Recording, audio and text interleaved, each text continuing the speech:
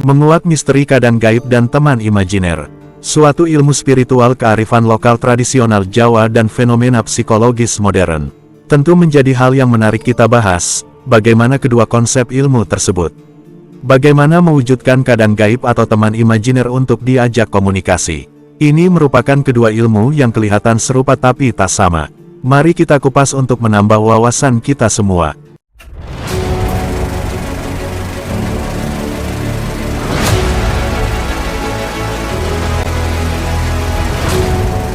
Rahayu, Rahayu, Rahayu. Pada kesempatan kali ini kita akan membahas misteri kadang gaib dan teman imajiner. Berikut ini adalah penjelasan mengenai perbedaan mendasar antara kadang gaib dan teman imajiner berdasarkan konsep, asal-usul, peran, dan tujuan. 1. Konsep kadang gaib. Dalam tradisi spiritual kejawen, kadang gaib dianggap sebagai entitas nyata dari alam gaib, seperti roh leluhur, penjaga, atau saudara spiritual yang sudah ada sejak lahir.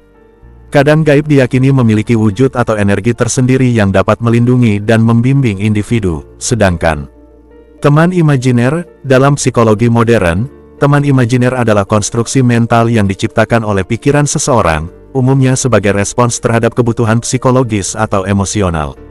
Teman imajiner tidak dianggap sebagai entitas nyata tetapi sebagai proyeksi pikiran yang dirasakan nyata oleh orang tersebut.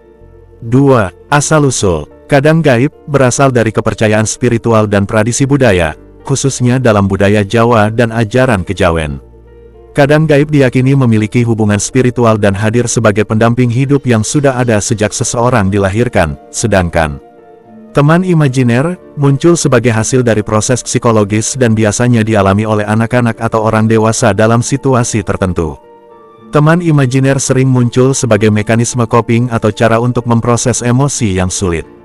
3. Keberadaan dan koneksi. Kadang gaib dipercaya sebagai entitas eksternal yang memiliki eksistensi tersendiri di alam gaib.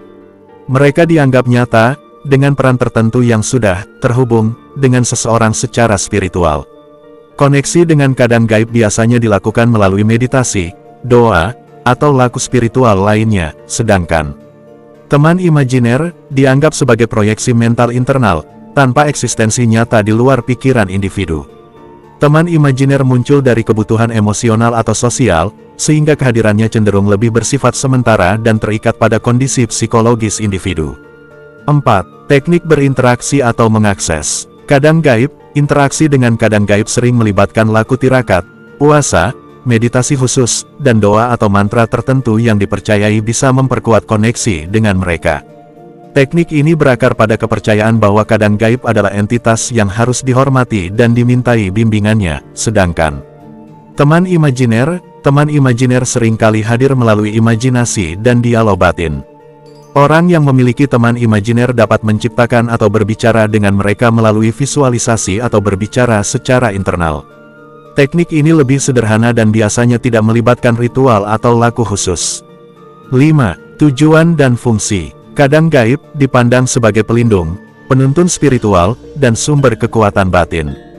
Kehadiran kadang gaib dalam kehidupan seseorang diyakini dapat memberi rasa aman dan memberikan panduan spiritual atau nasihat melalui intuisi atau firasat, sedangkan teman imajiner berfungsi sebagai pendukung emosional, pemenuhan kebutuhan sosial atau psikologis, serta alat coping dalam menghadapi stres atau kesepian.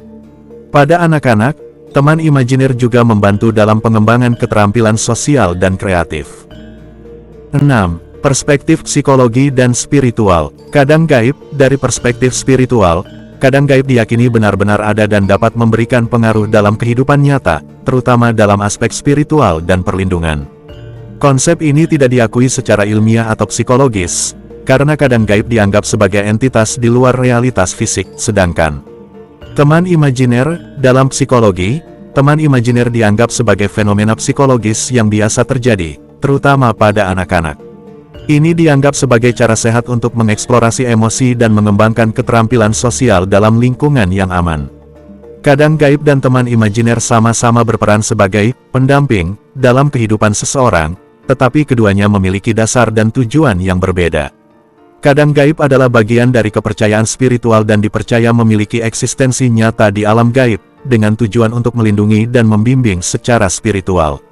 Teman imajiner adalah produk dari imajinasi dan proyeksi mental, yang berfungsi untuk memenuhi kebutuhan psikologis atau emosional, terutama dalam aspek dukungan sosial atau cara mengatasi kesepian dan stres.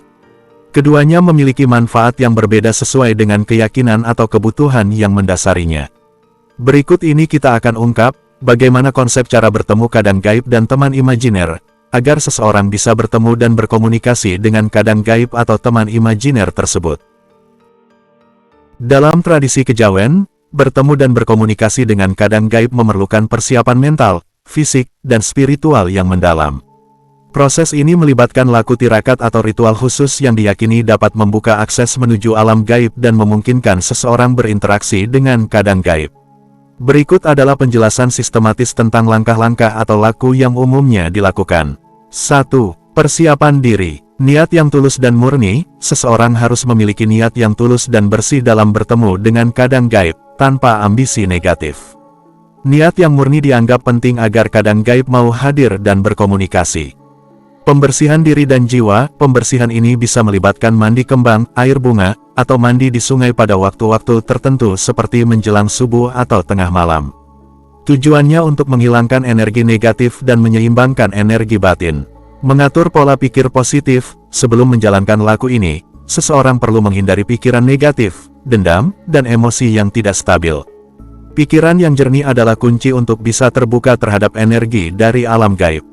2. Menjalankan laku tirakat puasa dan meditasi. Puasa muti, salah satu puasa yang sering dilakukan adalah puasa muti, di mana hanya diperbolehkan mengonsumsi nasi putih dan air putih selama beberapa hari. Puasa ini biasanya dilakukan selama 3, 7, atau 21 hari, tergantung tingkat kemurnian yang ingin dicapai. Meditasi, semedi dilakukan pada malam hari, biasanya di tempat-tempat sunyi seperti gunung, gua, ataupun den yang dianggap sakral. Meditasi ini berfungsi untuk membuka kesadaran batin agar lebih peka terhadap energi halus dari kadang gaib. Posisi duduk biasanya dalam sikap hening, memusatkan pikiran pada ketenangan tanpa memikirkan hal duniawi. Waktu meditasi, waktu yang dipilih biasanya malam hari, khususnya pada hari-hari tertentu seperti malam Jumat Kliwon atau Selasa Kliwon yang dianggap memiliki energi spiritual lebih kuat. 3. Mempersembahkan sesaji atau uborampe. Uborampe atau sesaji yang umum meliputi kembang setaman, bunga-bunga tertentu, dupa, air putih, dan makanan tertentu seperti nasi tumpeng. Sesaji ini diletakkan di tempat meditasi atau di depan rumah sebagai bentuk penghormatan kepada kadang gaib. Menyediakan tempat khusus, biasanya disiapkan tempat yang bersih dan sakral untuk meletakkan uborampe. Ini dapat berupa ruangan kecil, meja altar, atau sudut khusus yang dianggap sebagai titik pertemuan energi. 4. Mengucapkan mantra atau doa khusus. Mantra pembuka, dalam kejawen, ada mantra tertentu yang berfungsi untuk memanggil atau membuka komunikasi dengan kadang gaib. Mantra ini yang diajarkan oleh seorang guru spiritual dan diucapkan secara konsisten dengan konsentrasi penuh selama meditasi. Doa keselamatan dan perlindungan, sebelum memanggil kadang gaib, seseorang juga membaca doa untuk perlindungan agar terlindung dari energi negatif yang bisa mengganggu selama proses ini. Mengatur napas dan konsentrasi, teknik pernapasan dalam meditasi ini biasanya dilakukan untuk menenangkan pikiran dan mengatur aliran energi dalam tubuh agar lebih siap untuk menerima sinyal dari kadang gaib. 5. Mengenali tanda kehadiran kadang gaib. Firasat atau intuisi, ketika kadang gaib hadir, seseorang yang sensitif akan merasakan firasat atau getaran yang berbeda. Ini bisa berupa rasa dingin, desiran angin, atau ketenangan mendalam yang muncul secara tiba-tiba.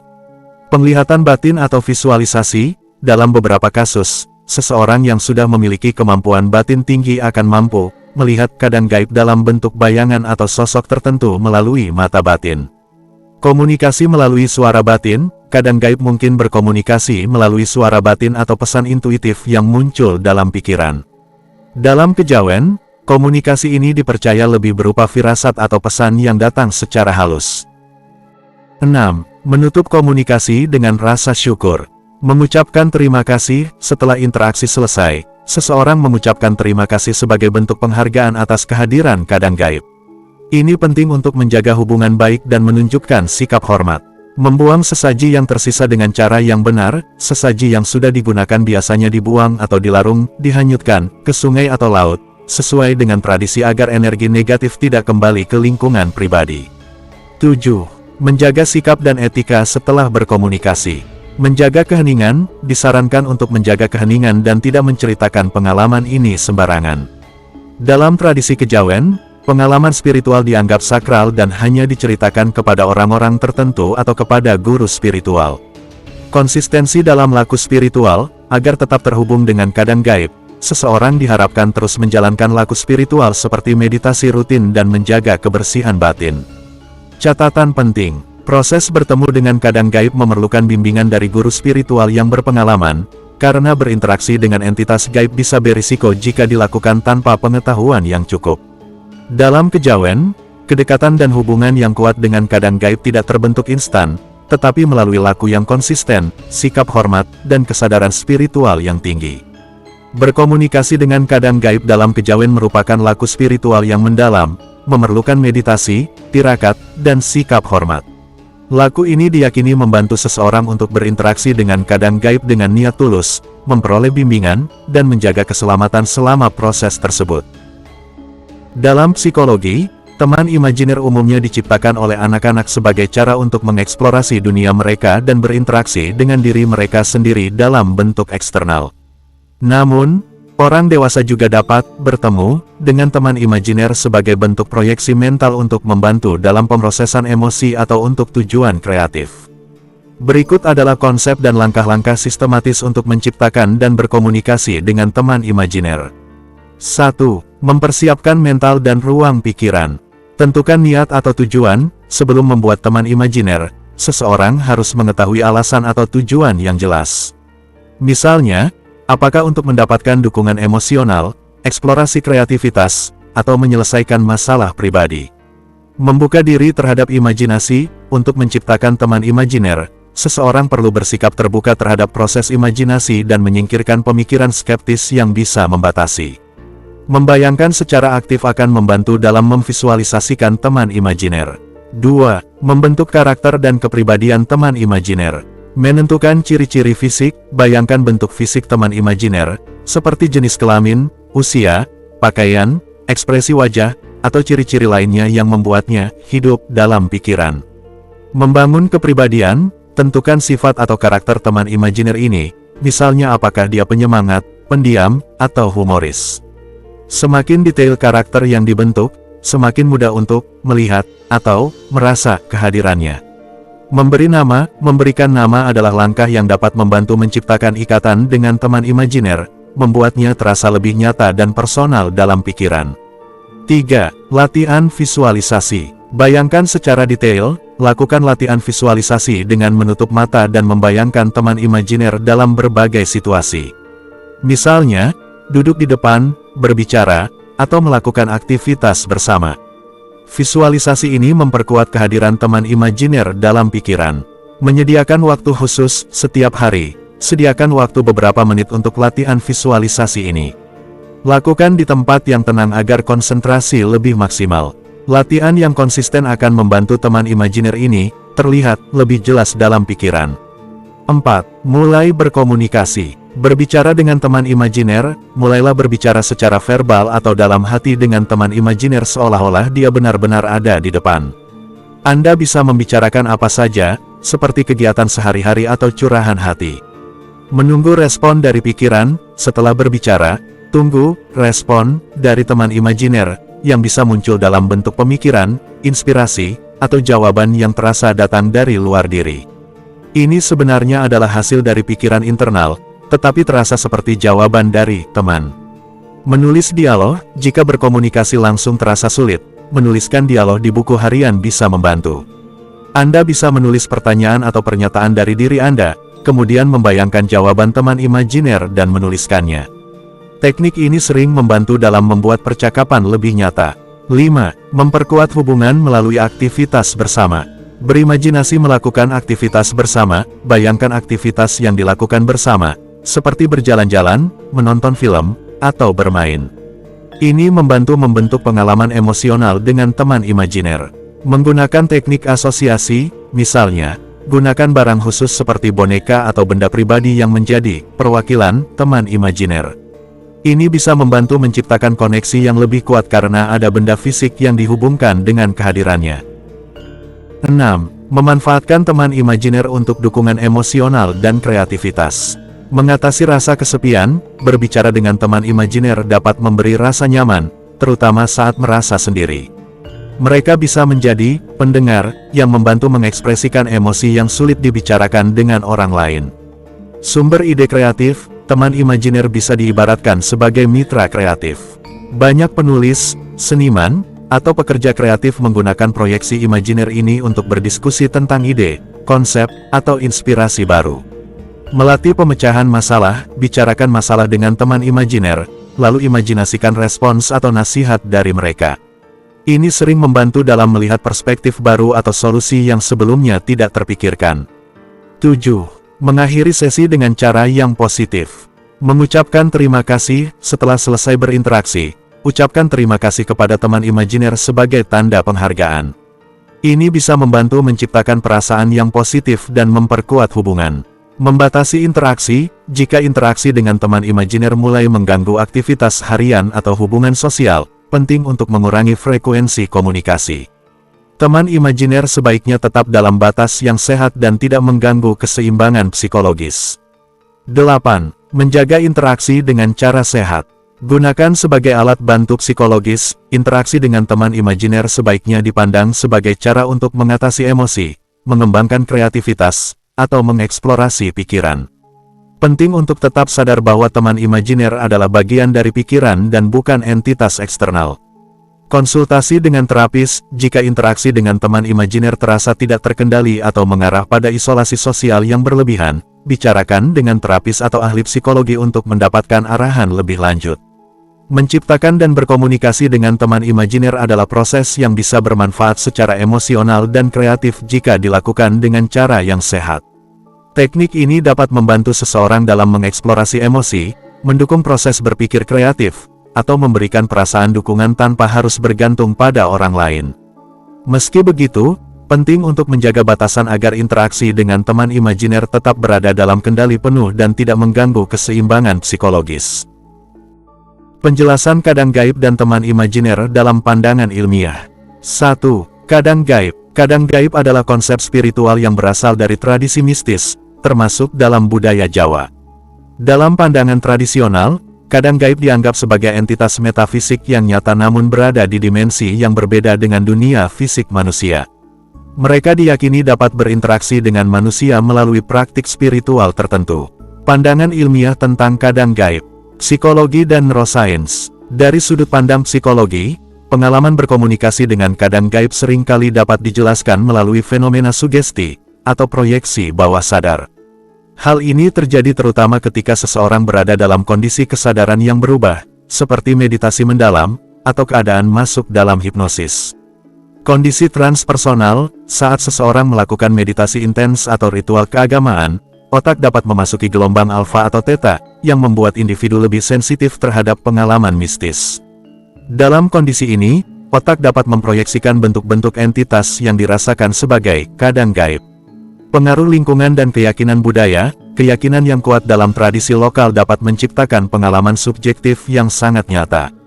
Ini didukung oleh teori konstruktivisme sosial, di mana kepercayaan yang diwariskan dalam budaya membentuk cara individu memahami dunia mereka.